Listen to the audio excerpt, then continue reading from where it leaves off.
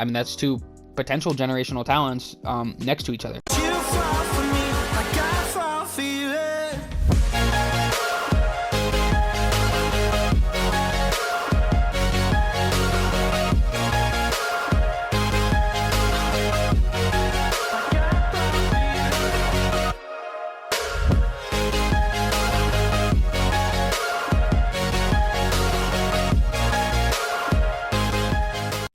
Alright everybody, welcome back to another video of NBA Now. I'm your boy Dom, and we're going to get right into things here today. So, today, first off, I'd like to apologize for not having Pelicans gameplay in the background. They're a tier 3 team, so I already won all my games for tier 3, so we'll work on that in a minute.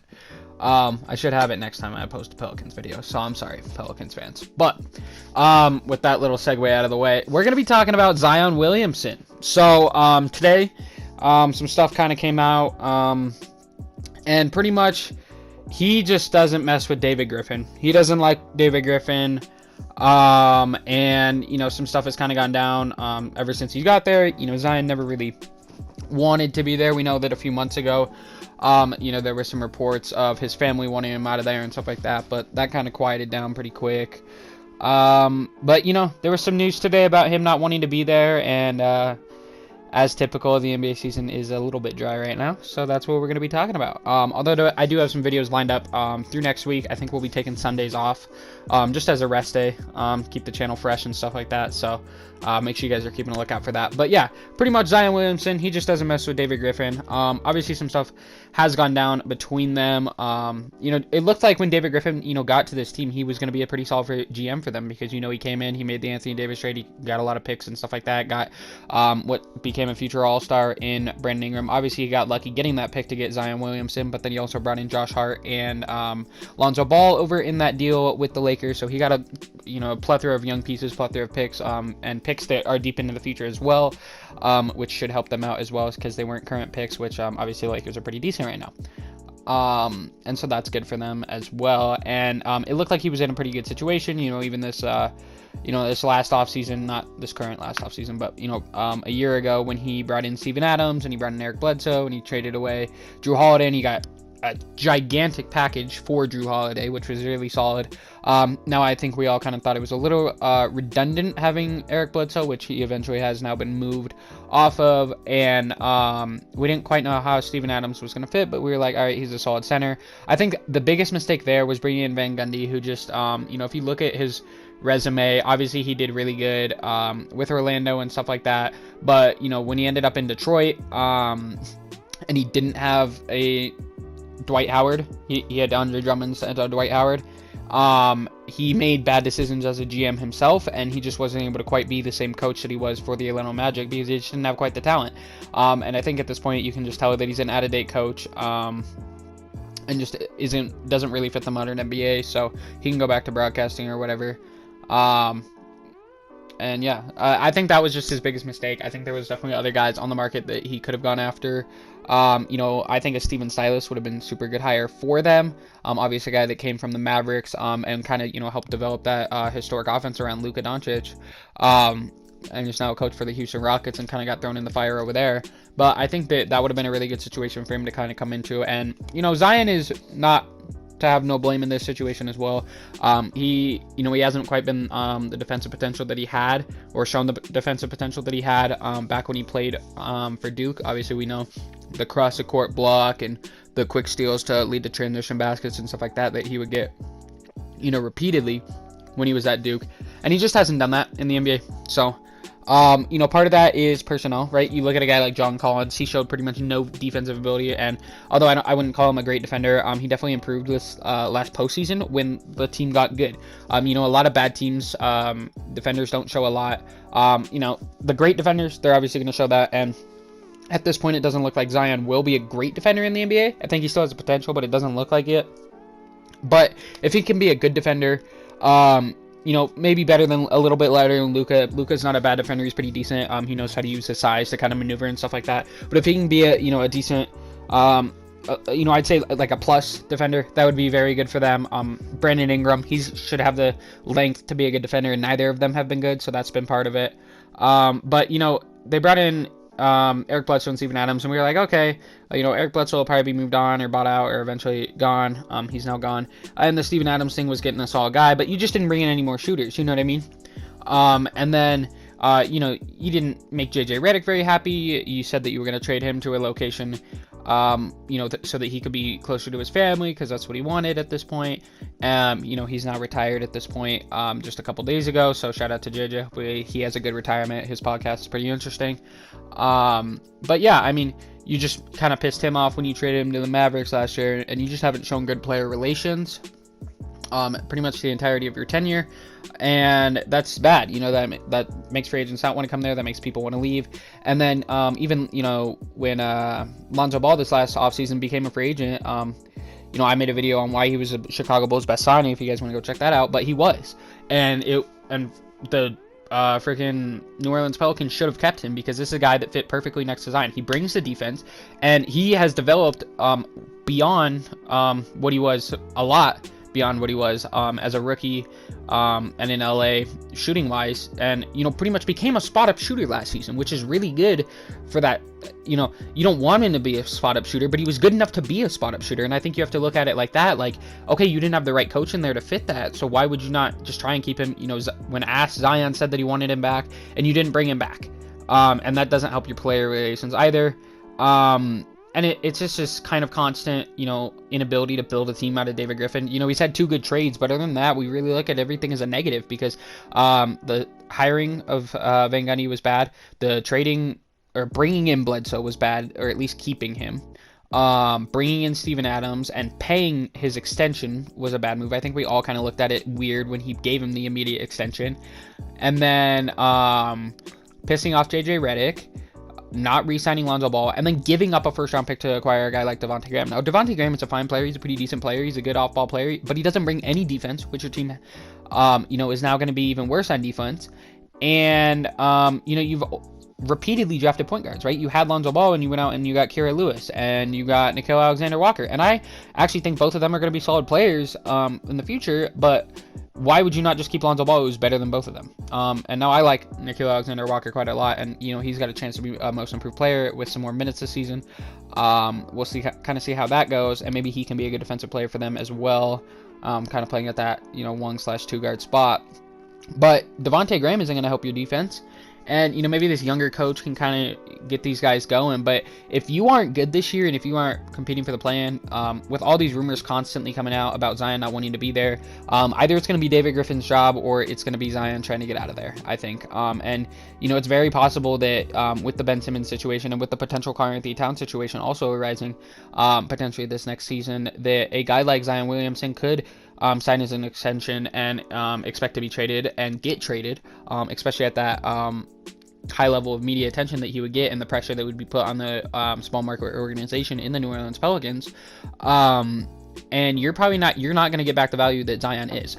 Or is it time to shake it up and trade Brandon Ingram and maybe get more of a defensive star next to him? That's something that you could have potentially done in this tenure that you've had them, and you haven't done that. You've been afraid to make moves. You've been afraid to not even afraid to make moves, but you've just been making all the wrong moves, right? Which isn't good. You know what I mean? That, how much, if we really look at it, did David Griffin deserve the job that he has?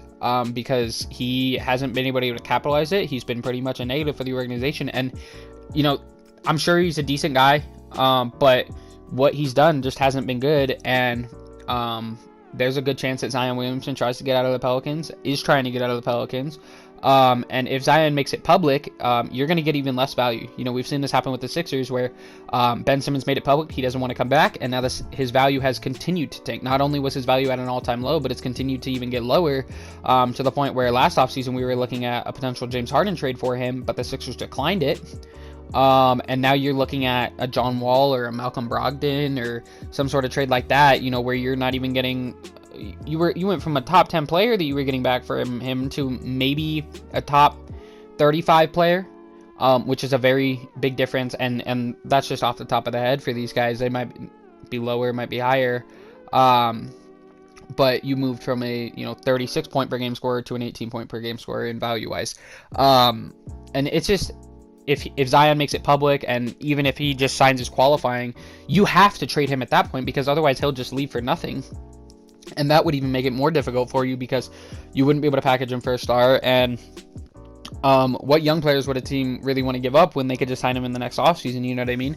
Unless they wanted to, have that first jump on it, but they're still not going to give you a fantastic package. And I would doubt that you see like a similar situation where Carmelo Anthony for the Denver Nuggets, where the New York Knicks give up everything for him. If they're going to give up stuff, it's not going to be everything. They might give you one or two assets, but they're in no way going to equal what Zion is and what Zion can be for your team. And so that's just that's rough. And as Pelicans fans, I feel for you, because this is a tough situation to be in. You get the luck in the lottery. You get a potential generation talent, a guy that's been a extreme interior force, has made an all-star team, and it's only 2 years in the league. And I mean, if we look at this guy's averages, this guy for his career is averaging 25 points per game. This last season, he averaged 27, 7, and almost 4 assists per game.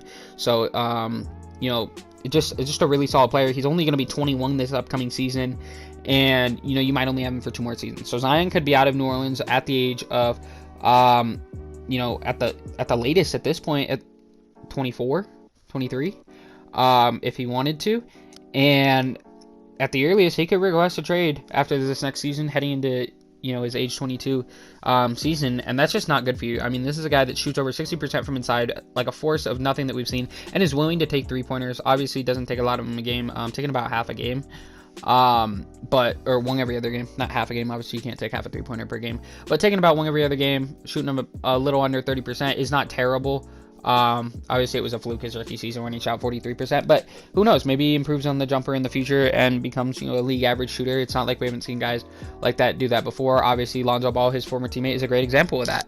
Now where would Zion potentially end up if he is moved on from? I think I mentioned New York earlier on. I think that they would definitely be a team to target him. They have some of the contracts that if he gets on an extension, that they can kind of match that with having guys, like the recently signed Evan Fournier. You also have even a Derrick Rose if he gets older and you want to move on from him. Alec Burks is on a 3-year deal. New Orleans Noel is on a 3-year deal. And these are all guys making around $10 million that you can kind of package for a guy like Zion Williamson if he does end up getting on the extension where he's making a little bit more money.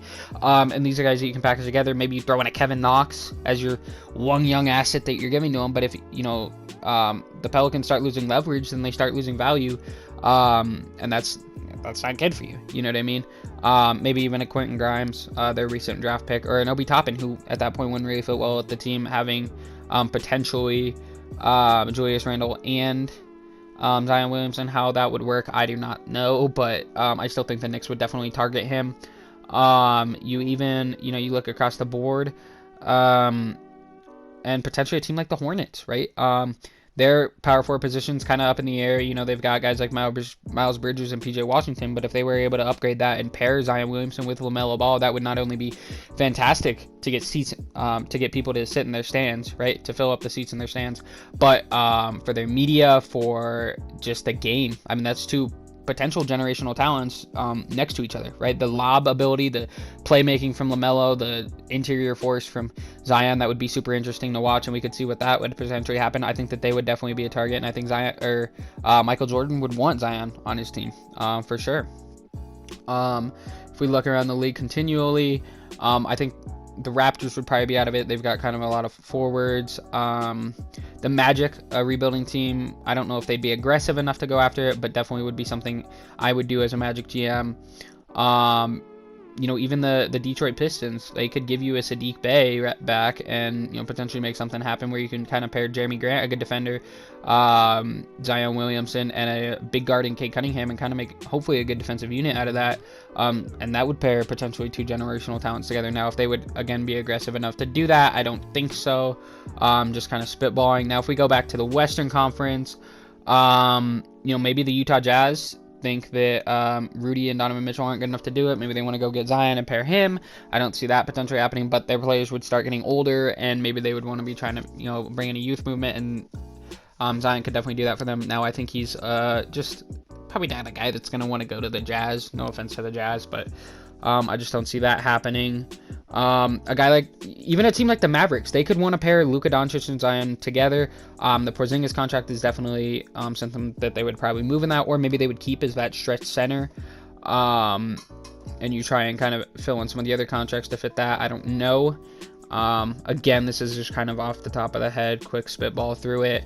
The San Antonio Spurs probably wouldn't be aggressive enough, but God, would Zion help their organization a lot. I am going to have a San Antonio Spurs video coming out here pretty soon, so make sure you guys keep a lookout for that.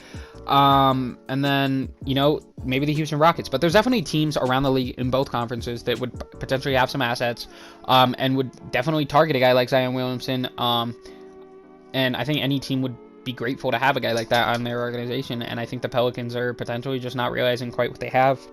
This is a team that's lost multiple superstars throughout their short tenure as a franchise in the NBA. I mean, we look at a guy who's even on the screen right now, in Chris Paul. He got himself out of there, was almost traded to the Lakers. That got vetoed by the NBA, and he ended up on the Clippers.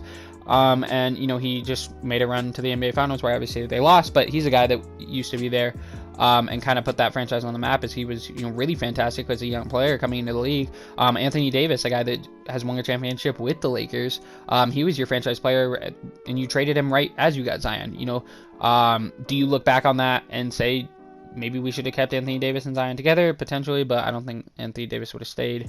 Again, just food for thought, but Zion definitely has an opportunity to potentially force his way out of here, especially if Simmons is able to get himself out of Philadelphia, and if Karl-Anthony Towns leaves Minnesota, this is going to start getting bad for small market teams, because it's going to show even more stars leaving them.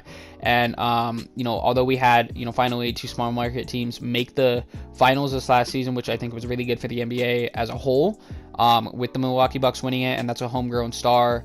I mean, I think that kind of led Joel Embiid to sign his extension with the 76ers, and Damian Lillard to keep trying to run it back with the Blazers, where I think it would have been a good opportunity for him to try and request out this last offseason. But, you know, if some of these guys keep getting traded from there, it's going to kind of negate all that positive stuff that we got for small market teams this last season, and that doesn't bode well for, I think, the NBA as a whole, because it kind of turns away some more of your consistent loyal fans, although it, you know, kind of feeds to the casual Lakers fans and the Knicks fans and all that stuff, who, you know, are obviously loyal. They watch the NBA, but there's a large casual fan base for both franchises as they're big markets for the game of basketball. I just don't think is the direction that I think many sports fans want to see that go. Now, obviously, that's a wait and see of kind of what will happen. But yeah, it'll be interesting to see if Zion gets his way out. Now, you know, maybe David Griffin is the guy that gets fired, and that kind of changes things around for the organization and end up going in a positive direction. Maybe David Griffin gets his shit together. Maybe he had a good signing with this head coach that they brought in. And, you know, maybe this team meshes well and they, you know, compete for a play-in. If you can compete for a play-in, I don't think that, you know, this next season, I don't think Zion will request out, as long as you aren't pissing him off. And, you know, just build on that. You just got to keep building. When you have a young player like that, that's all they want to see. They want to see progress. They want to see you making an effort. They want to see you making the right moves. But when they see you constantly making the wrong moves, when, you know, and I completely agree with the franchise for coddling him when he was coming off of his injury, his rookie season. But when you feel coddled and treated like a baby too, and then your franchise isn't making moves to be positive, you think that your opinion is more valid than them, and at this point there's no point to prove that it isn't. And like I said, I completely agree with the franchise for doing that, because when you have a generational talent, you want to keep them healthy and you want them to be there for years to come, especially at the weight limit that he was at, because that's a potential for more injury when you're weighing that much. But you know, definitely a lot of circumstances and a lot of things to think about here. Interested to see if Zion does get traded. He's one of my favorite players in the league. I liked him coming out of Duke. I mean, I liked him before he even went to college. Just an electrifying player to watch. So yeah, that'll be super interesting. I guess it's kind of the end of the video, so appreciate you guys if you guys are still here. Some of the videos haven't been doing as great lately, although I think I've kind of been a little bit behind on the news cycle, so sorry about that. Been kind of caught up with school, but appreciate your guys' support, of course, and we're gonna keep grinding and keep making this happen. Appreciate the community that we're building, and I'm liking the way this stuff's going. Still having a lot of fun doing this, so yeah, thank you guys. And yeah, that's gonna be it for NBA Now. It's been your boy Dom, and I'll catch you all next time. Peace out, guys.